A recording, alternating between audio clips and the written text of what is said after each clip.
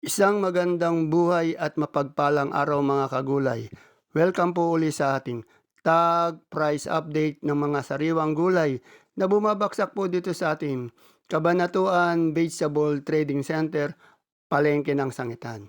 Samahan niyo po akong mag-price tag ng mga presyo ng gulay dito para po sa pagpunta natin dito sa ating baksakan, meron po tayong idea, meron po tayong basehan sa mga gulay po na ating bibilin.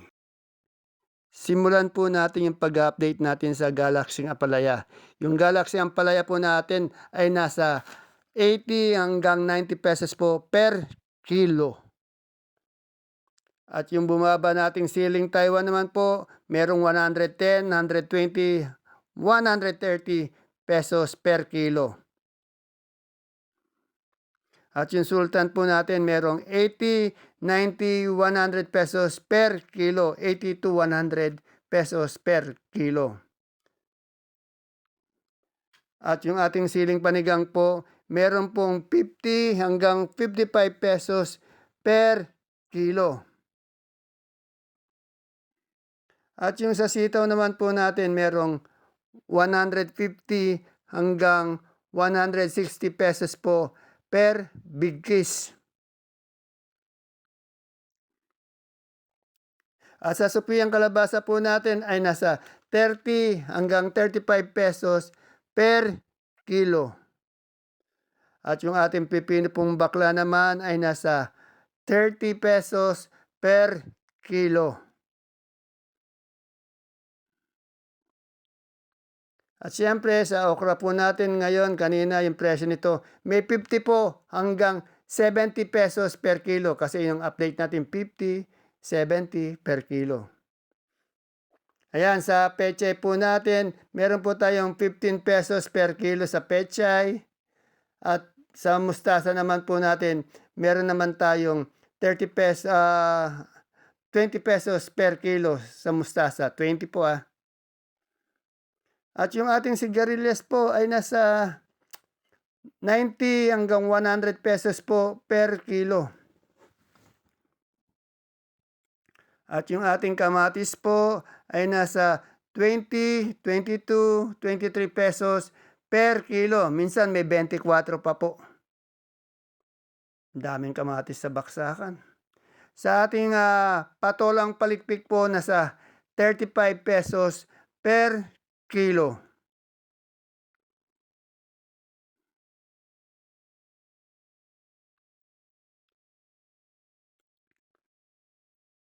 Yan yung ating beans po, 35 pesos per kilo. Beans Yang panigang natin 50, 55 pesos per kilo. Magaganda tong panigang na to. At yung ating sampalok po ay nasa 33 pesos per kilo. At yung sa ating puso po ng saging ay nasa 30 pesos per kilo. At siyempre po sa ating lasuna na sibuyas, 50 pesos per kilo. Wala pong pagbabago sa presyo ng lasuna. At sa ating mani po, nasa 95 pesos per kilo. At yung sa mga kamote po natin, per kilo po, Taiwan Sea po, 50 pesos per kilo. Yung ubi po, 45 pesos per kilo. Dilaw, 45. Yung puti, 38 pesos per kilo. At sa luya naman po, meron tayong 75 pesos per kilo. At yung atin namang pong luyang dilaw ay nasa 50 pesos per kilo. Yung sa gabi naman po natin, yung puti po nating galyang 30 pesos hanggang 25 pesos per kilo. Sa pula, ganun din po, 30, 28 pesos per kilo. At yung sinibuyas po natin, 80 pesos per kilo. Sa kalabasa po natin, medyo may pagangat ng konti siya. Nasa 28 po yung big, 27 po yung medium, at 24 naman po yung small ng supremang kalabasa. Yan, sa patolang kinis po natin ay nasa 35 pesos per kilo. Yung upo naman po ay nasa 15 pesos hanggang 20 pesos per kilo. Sa mais po natin bumaba siya. Yung puti po may 25 hanggang 27 per kilo. Yung dilaw naman po meron 17, 18 pesos per kilo. Bumaba po yung mais. Yan, yung pipino po natin puti nasa 35 pesos per kilo. Yung talong po natin 35 to 40 pesos per kilo. Yan, ano ba 'to? Patolang palikpik yan. 35 po yung patola. Yan, yung mga sampalok natin, nasabi na natin, 33 pesos po per kilo ang sampalok. Ayan naman po yung ating, tawag dito, saluyot, 12 pesos po per tali. Yung kamote po natin, 10 pesos po per tali. Ayan po saluyot, oh.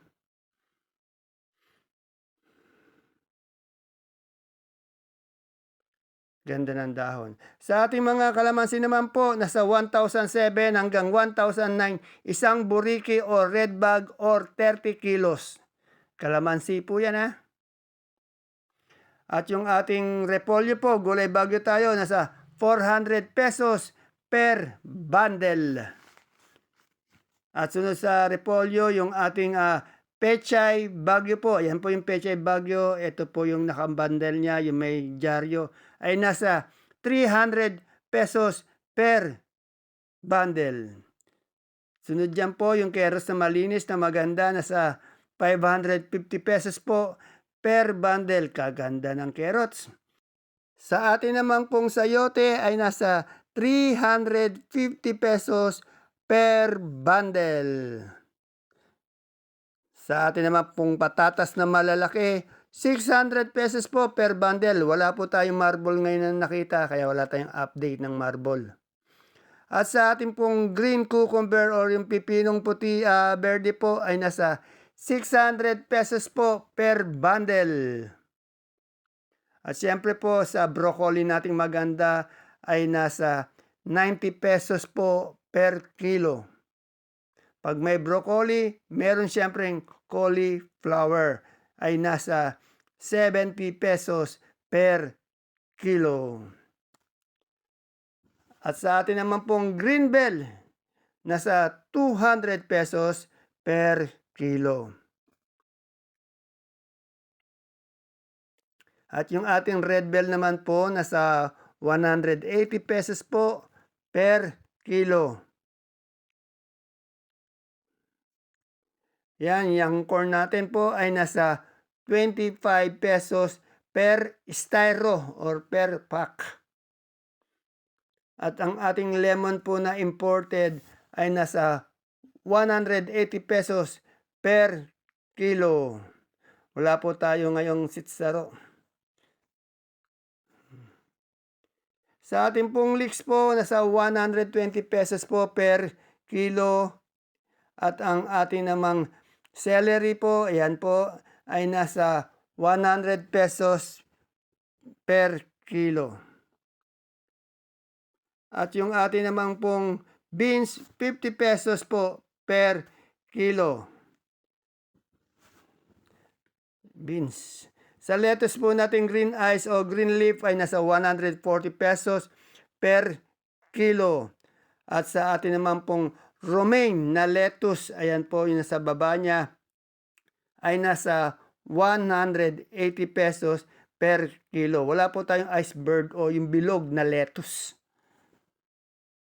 Yan, yung ating pong butchoy naman po ay nasa 100 pesos per kilo.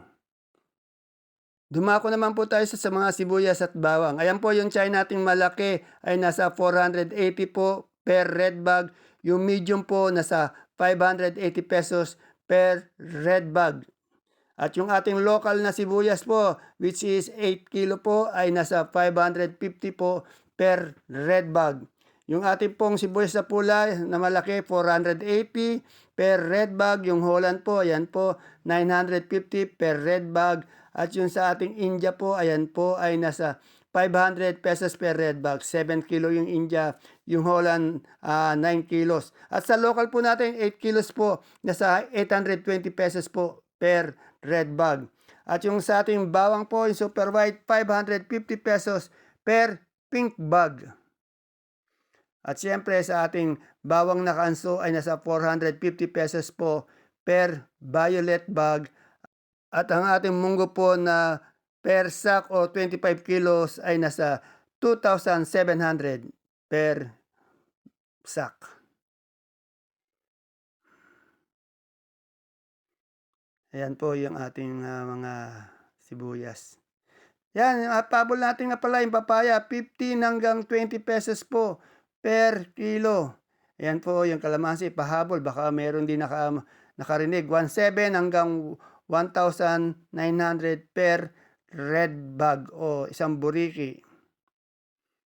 Yan, yung ating turo po ay nasa 70 pesos po per kilo. At yung ating bonitong ampalaya po ay nasa 75 hanggang 80 pesos per kilo. Bonitong ampalaya. Ayan po mga kagulay ang ating pinaka-latest tag price update ng mga sariwang gulay dito po sa ating Kabanatuan Vegetable Trading Center, Palengke ng Sangitan. Ugaliin po natin manood ng ating tag price sa umaga na magiging basihan po natin o idea sa mga presyo ng gulay sa ating baksakan. See you po ulit tomorrow sa ating tag price update. Bye-bye. God bless us all po.